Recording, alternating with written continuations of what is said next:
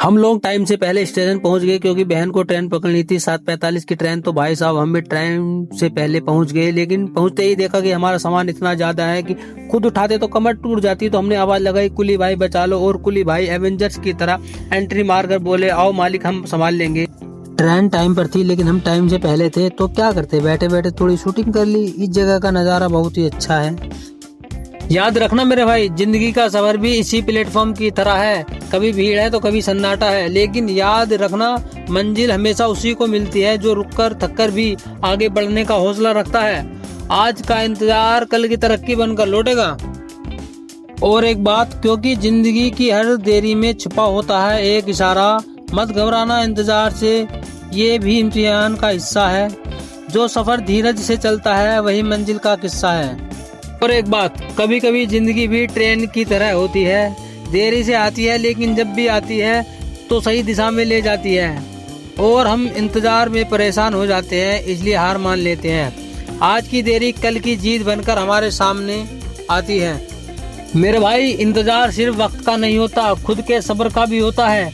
आज प्लेटफॉर्म पर खड़े होकर जो धैर्य सीखते हैं वही आगे चलकर जिंदगी की लड़ाइयाँ जीतते हैं। बस याद रखना, रुकना सबसे बड़ी कमजोरी है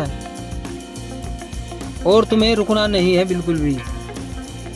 चाहे कुछ भी हो जाए रुकना नहीं है। जी जान एक लगा दो, जमीन आसमान एक कर दो, दिन रात एक कर दो। मेहनत इतनी करो कि मेहनत को भी तुम पर फक्र हो जाए कि हाँ भाई ये कुछ ना कुछ करके मानेगा, ये अपने वक्त को बदल कर मानेगा।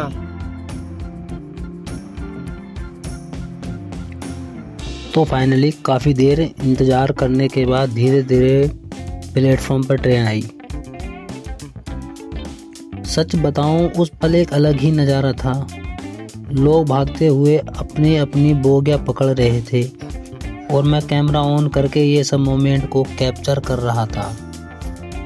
और इसी पल मैंने भी अपनी वीडियो शूट किया और हम भी अपनी बोगी को देखने लगे। और इतने में हमारे कुली आ गए और उन्होंने हमारा सामान उठा लिया और गाड़ी के रुकने का वेट करने लगी। जैसे ही गाड़ी रुकी, हम सब अपना सामान लेकर के गाड़ी की ओर बढ़े। हमारा सामान देख सकते हैं आप कि ये दो हमारे कुली हैं, इन्होंने सामान उठा लिया है और गाड़ी रुक चुकी है और हम अपनी बोगी की ओर चल दिए हैं। और हम भी अपनी बोगी की ओर बढ़ चले। और फिर हम जब अपनी बोगी पर पहुंचे तो हमें एक सीनियर सिटीजन मिले जिन्हें चढ़ने में प्रॉब्लम हो रही थी। कुली ने उनसे कहा, आप रुकिए, पहले सामान चढ़ने दीजिए। और ये सीट पर पहुंचने के बाद इन्होंने सारा सामान को सीट नंबर के नीचे सेट करना शुरू कर दिया। सेट करने के बाद हम बाहर आ चुके हैं और आप बाहर का नज़ारा देख सकते हैं, कितना ही शानदार और शांति है। बिल्कुल कोई शोर शराबा नहीं है, सब अपने अपनी बोगियों के अंदर अपनी अपनी सीट पर पहुंच चुके हैं। और आप देख सकते हैं बाहर का नज़ारा। तो कुछ ही मिनटों में ट्रेन छोड़ जाएगी और हम भी अपनी मंजिल की ओर, अपने घर की ओर रवाना हो जाएंगे। तो देख सकते हैं आप बाहर का नज़ारा कितना ही खूबसूरत है, बिल्कुल शांत है, ना कोई शोर है ना कोई शराबा है। और देख सकते हैं बस कुछ ही लोग हैं जो अपने किसी साथी का इंतजार कर रहे हैं बाहर खड़े हुए, वरना ये भी सीट पकड़ लेंगे। और इधर ये कोई कर्मचारी अपना हिसाब लगा रहे हैं। ट्रेन टाइम पर छूटी और बहन को क्या विदा। उसके बाद निकल चुके हैं हम घर की ओर और ये ट्रेन निकल चुकी है और हम भी अपने घर की ओर निकलते हैं। और आप देख सकते हैं ये मैं बाहर निकल के आया हूँ, तो ये कोई रेलवे का काम हो रहा था। आप देख सकते हैं बाहर का नज़ारा, ये बाहर का है, या टैक्सी खड़ी है और हम जा रहे हैं 2 नंबर गेट की ओर। बाहर निकलते हैं, इसके बाद अपना गाड़ी पकड़ेंगे और जहाँ को हमें जाना होगा उधर चलेंगे। तो फिलहाल हमें सबसे पहले नई दिल्ली मेट्रो स्टेशन जाना है और वहाँ से लेंगे हम टिकट। उसके बाद आगे चलना है, जहाँ पर भी जाना है हमें, निकलते हैं वहाँ के लिए। तो मैंने ट्रेन पकड़ ली है और देख सकते हैं आप, मैं ट्रेन में बैठ चुका हूँ और अब निकल चुके हैं अपनी मंजिल की ओर। सबसे पहले मेट्रो स्टेशन पहुँचेंगे। आप देख सकते हैं रास्ते का व्यू।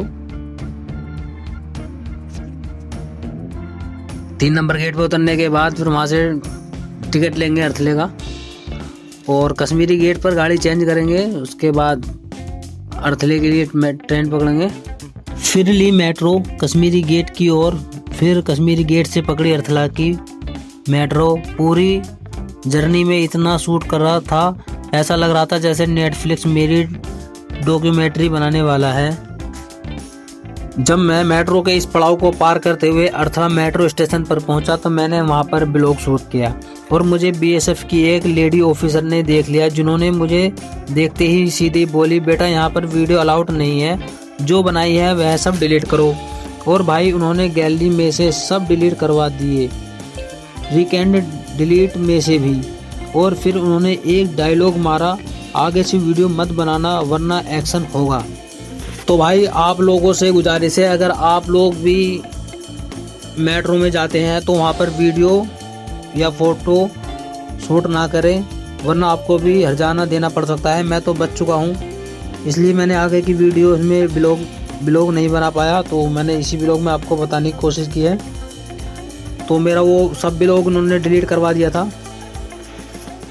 तो आपको हमारा ब्लॉग कैसा लगा? अगर अच्छा लगा हो तो लाइक कर देना, चैनल को कर देना सब्सक्राइब और एक कमेंट भी कर देना प्यारी सी, अपने दोस्तों को शेयर कर देना।